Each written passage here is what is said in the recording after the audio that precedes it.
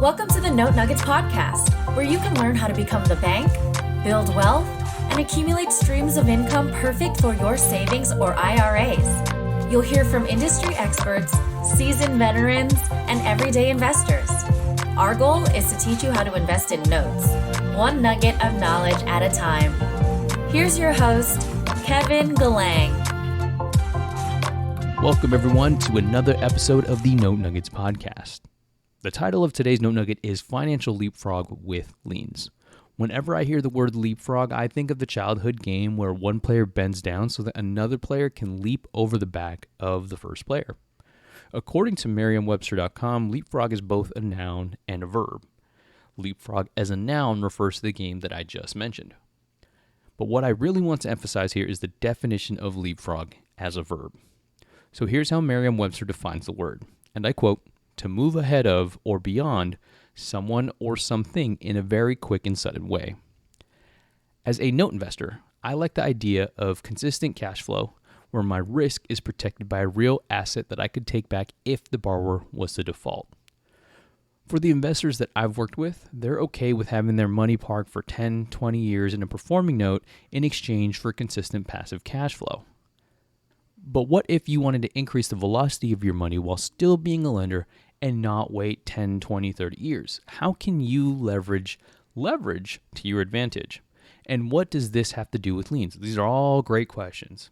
Well, a lien refers to a lender's legal right to take back whatever asset was used as collateral when they originated the loan to the borrower. In the case of mortgages, it would be the borrower's property. If the borrower defaults, the lender can take back the property. Now, let's talk about assets a little bit more. If I said that a house was an asset, I'm sure you would agree. But what if I said that a note that you owned was an asset? Would you agree? I feel that most people intuitively that don't know about note investing would be unsure about notes as an asset. But let's think about this. I mean, the note that you have pays principal and interest over a certain period of time, just like a rental property does. Additionally, it has monetary value to it. If the note could be worth $100,000, could be worth $50,000, whatever the price may be. Therefore, by that definition, it is an asset. And as a note investor, you know because it's an asset, you can borrow against it.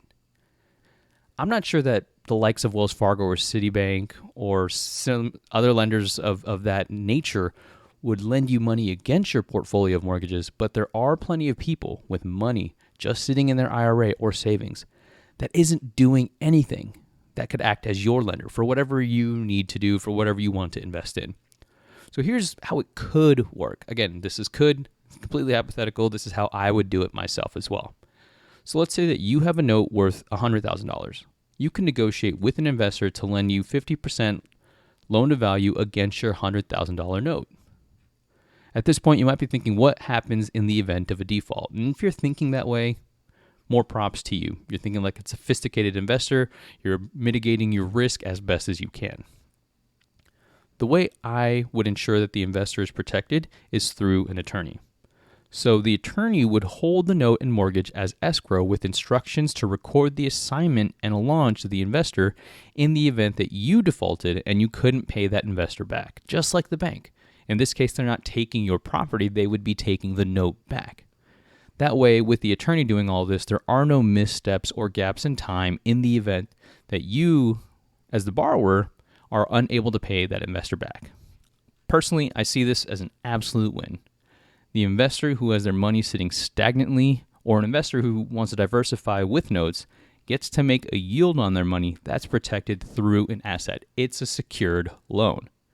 You get $50,000 to invest in whatever you like while still getting paid from your other performing note.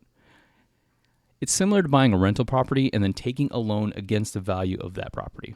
Remember, your note is an asset, so you can financially leapfrog with the liens that you own by borrowing against them. So if you have 10 loans, you could borrow against those 10 loans without having to sell to recoup that cash back to invest in whatever it is your heart desires.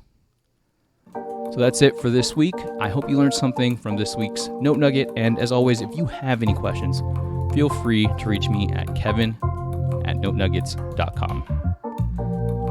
Thanks, everyone. Thank you for tuning in to this week's episode of the Note Nuggets podcast. Be sure to subscribe to the show to get access to additional weekly value nuggets and get notified with episode updates. To subscribe, all you have to do is head over to subscribe.notenuggets.com. If you have any questions about this episode or note investing, book a time on Kevin's calendar at contact.notenuggets.com. We'll see you next week with another note nugget to add to your tool belt.